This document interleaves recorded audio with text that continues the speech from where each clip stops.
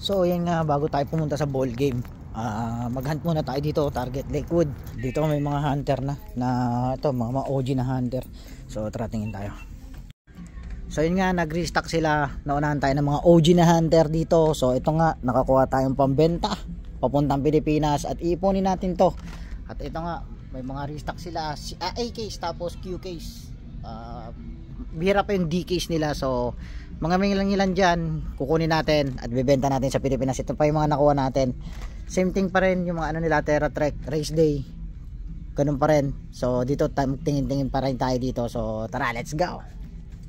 Ito nga po yung pambenta natin sa Pilipinas at ipiplex natin to sa next video. Bayaran muna natin to. Ito yung mga ultra hats nila, meron na tayo nyan. Sa may mga gusto, PM nyo ako dito about dyan at kukunin natin yan. Kukuha tayo ng mga ilan kung gusto nyo. Bibenta natin yung ultra hats na yan. So ito nga yung mga nakuha natin. At yan po yung Q case, A case at C case lang ang meron. D case hindi pa sila nagdi-display. So yun nga, bayaran muna natin to. Ito yung mga nakuha natin.